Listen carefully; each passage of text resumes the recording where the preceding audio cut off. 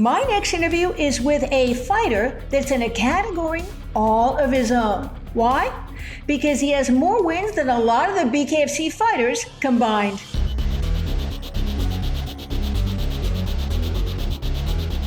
Susan Cingari here with BKFC fighter Tony Lopez. How are you tonight, Tony? I'm doing good. How you doing? I am good. So what is a typical training day like for you? Well, I don't know. It's my training's not really typical. You know, I mean, I guess I don't know if other fighters, but I'll go run. I'll do my circuits, my weight training, all that kind of stuff, and then I mean, this is broken up throughout probably 4 or 5 hours, where I'm not going the whole time that whole time training, but I run, take a little break afterward, and do some weight training, some circuits, and then finish off with my technique. But I mean, that's typically the stuff the things I do. But like I said, there's a lot of stuff in the weight training and the circuits. That's where it's all complex in what I do.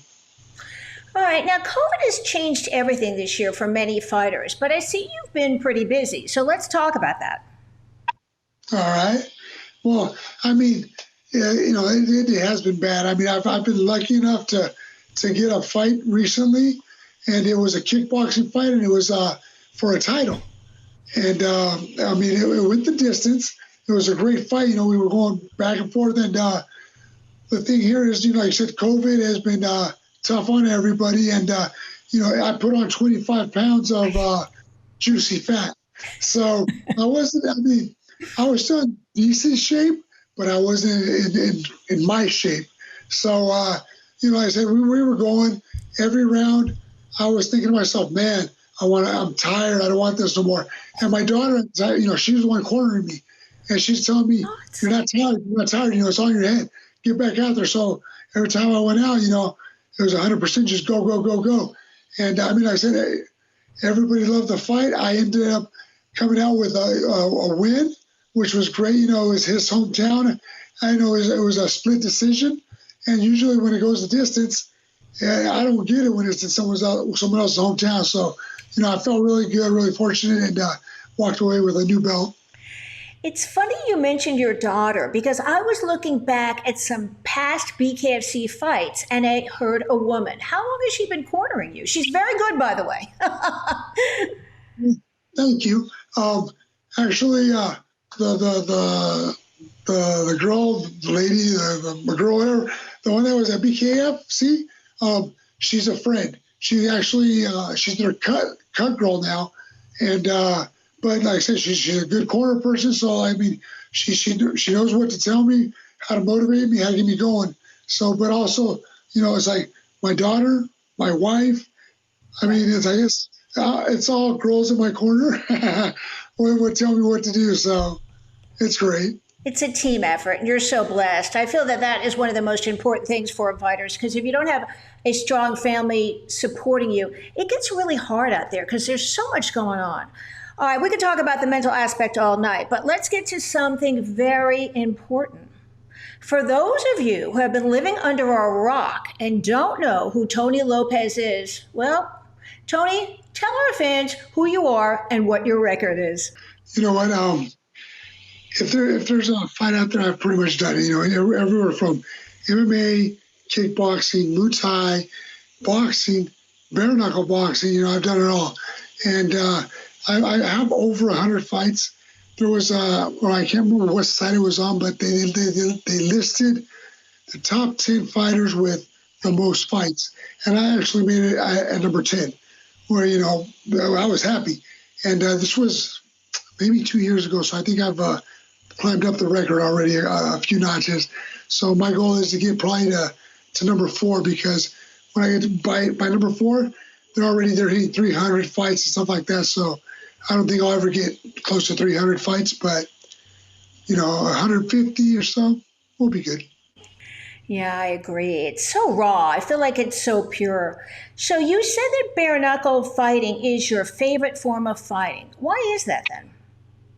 Well, just for what you just said, it's so raw, and I mean, to me, it's the most real thing to fighting. You know, I mean, when you're fighting just bare knuckle, I mean, you feel the punches. It's different than when you have a glove on.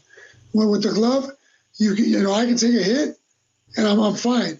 You know, in bare knuckle, I can take a hit, but I can get cut a lot easier. And then, you know, that's what I got to be careful with is, you know, because say MMA, boxing, all those other sports, I'll sit there and I'll take the punches to the head. You know, it's no big deal. I'm like, okay, whatever, weather a little bit, then I come at you. And bare knuckle, I gotta think about that more because any one of those hits could slice me open a lot quicker than with a glove. So, I mean, it's a different animal, different aspect, and it's a lot of fun because it's a lot of mental thinking of, hey, how can I do it without getting hit, with giving as much punishment as I can, and cutting them open, putting some blood out there, getting the fans to love it. Besides being so versatile, what makes you such a dangerous fighter? Well, I mean, I like to say, well, no, I don't like, I say, I'm the last true fighter there is out there. I mean, there is no more. If you want a fighter, this is what a fighter looks like. Anyone else, they're all wannabes. Fighters nowadays are just athletes. That's the difference between an athlete and a fighter. You know, me, you call me right now and tell me, hey, I got to fight for you tomorrow. I'm going. I'm not asking who the opponent is, what the pay is. You know, I'm just like, hey, where's it at? And, you know, where's my plane ticket? I'll be there. And that's about it.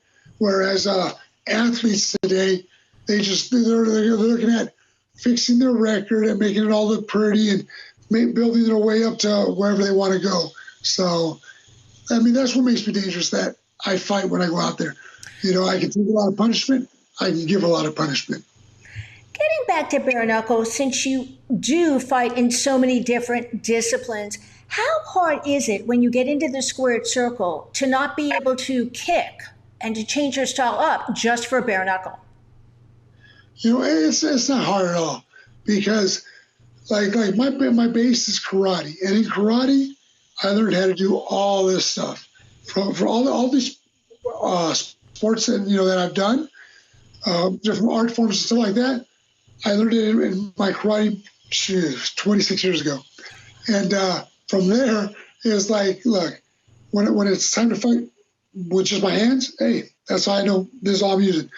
When it's hands and feet, hey, it's hands and feet. When it's MMA, you go down to the ground, all this stuff, hey, it's one of those things that it's part of breathing. You know, hey, I don't think about breathing, I just do it. So when I go into a fight, I don't think, oh, I can't do this, I can't. I say, hey, look, this is what I'm doing. So that's what I do. Any thoughts on who you might want to fight next? You know what? It really don't matter to me who I fight, because usually a matchmaker or the promoter, they'll see something and be like, hey, you know what? This would be a good matchup. Let's put him together and we'll get a great fight out of it. And that's all I want. I just want to have nice, exciting fights. And normally, as long as someone fights back, it's going to be an exciting fight with me in there, because no matter what, I'm bringing a fight. And if you fight back, it's going to be fun. If you don't fight back, well, it's going to be a one-sided fight, and I'm going to be bored, and I'm going to hate it because it's going to be over quick. Tony, how do you feel about being named the bloodiest fight of 2018? And can you break that fight down for us? You know what? I mean, that fight, it's funny because, me and Joey, we fought in MMA twice, and I came out with the winner. So I was like, great, I'm fighting Joey, bare-knuckle, no big deal. And then when we went to bare-knuckle, our first, the first fight, the first event of the whole thing, me and Beltran were the swing bout. Yeah. And Beltran, at the time, I don't think he knew what a swing bout was. And I had already been a swing bout twice, and I hated it. And then I told Beltran, hey, I might not fight, because I don't like not knowing when I'm going to fight. So I was calling my wife and telling her, hey, I'm a swing bout. Am I going to fight? I don't know if I want to fight. I don't know if this is worth it or whatever, blah, blah, blah. And so my wife says, you know what? Just wait it out, see what happens, see when you go out. Just if it takes too long, hey, don't fight. If it happens when it happens, get out there and do your thing. So I ended up waiting, And hey, we went out there and put on the best fight ever. I mean, first round was just like, just feeling each other out, like what's going on. Second round, it started picking up a little bit. Third round is when everything got turned on. Beltran, I believe, in the first round though, he clipped me at the end of the first round and put me on my butt, and I was so embarrassed because it wasn't a hard shot; it was just a precise shot. Hit me right on the chin at the right time, and it just buckled my legs, and that was it. But after that, like I said, by the third round is when it started picking up. He hit me, like I said, you can get cut very easily. He hit me on the forehead right here, and boom, cut me up. I started gushing blood, and I mean, it was covering my whole face, made it look like, I was bleeding everywhere. Because, besides that, he was hitting me everywhere, I was hitting him everywhere, and none of us were backing down, I'd go at it, he'd go at it, we'd both go at it at the same time, and from there, like I said, it just kept going. And third round, fourth round, it got more bloodier, and the fifth round, it was just like, now we're both bleeding, we're both just going at it, no one's backing down, we're just going at it, and there was no retreat from neither side, as we both came at it, bam, bam, bam, bam, and it was never like, no, it just bam, bam, bam, bam, and like I said, it was fun, it was great, at the end of the fight, boom, I put my hands up because I had a great fight, and I felt great, and I felt I won. I was like, cool, this is awesome, and that's what it was. It was a fight, and it was exactly what everybody wanted to see. So I was happy to hear that it was the best fight of 2018, and for the BKFC, the first ever fight. That one just set it off right there. That got everybody into it really good. I hate to sound partial, but it's probably going to sound a bit partial. I do feel in my heart that you and Joey were the impetus and put BKFC on the map in 2018. Well, you know what? I'm going to say you don't sound biased because I've heard that from a lot of people that said, you know what? If you guys hadn't put that show on the way you guys did, BKFC wouldn't be what it is today. That's the fight that changed everything for everybody. To want to, fight, to want to watch it, to just want to enjoy it. So, it was a turning point for everything because the fights before us were okay, but they weren't exciting. They were just like, okay, they're out there. What's the big deal about this? And then when we got out there is when people said, whoa, this is what I want to see. Dang, look at these guys go. No one's backing down. They're going at it.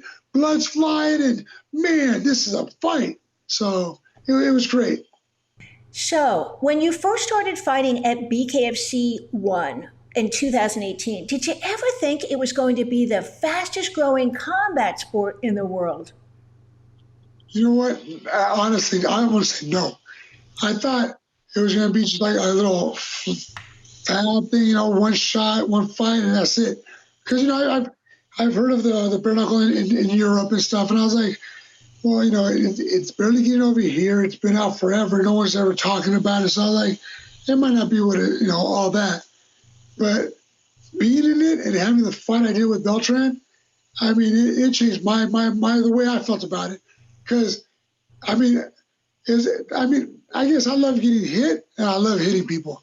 So it brought, I guess, the reality of a fight to me.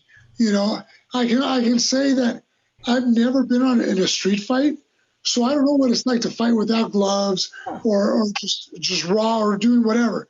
And BKFC gave me that, so it was great. All right, Tony, before we go today, is there anything else you would like to add? And please give our viewers your social media handles. Well, first of all, thank you. I appreciate, this time you're giving me.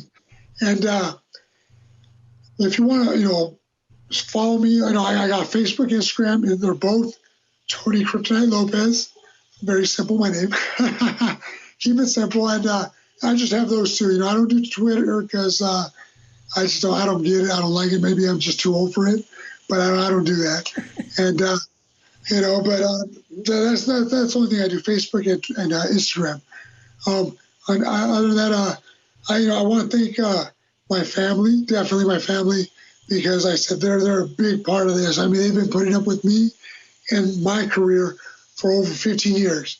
So, I mean, I took a lot away from them because of it. But I said they've been there and they've supported me all the way. And it's great to have this family that I have. Also, my sponsors, All or Nothing Clothing, made me this shirt right here. And makes me my fight shorts, fight shirts, anything I need for fighting, he hooks it up. And also Avenger Cycles in San Bernardino here in California, also, hooks up my ride. So if I want to go cross train, I got my motorcycle, just cut through traffic, get over there. Because usually anywhere I go train is usually about an hour, 30 minutes away. So there's nothing around my house where I train. But thanks to Avenger Cycles. And I can't ever say anything more, but that came out wrong, but I just want to say I love my fans. I love the fans, everybody, because they're always there for a great fight. They're always there for me, either way they're shooting for me or against me. Hey, they're why I'm here. If it wasn't for them, I wouldn't be here. That's for sure. Tony Kryptonite Lopez, such an honor and pleasure for me to have the opportunity to interview you because you are such a legend. So I want to thank you again for taking the time to interview with Bare-Knuckle News.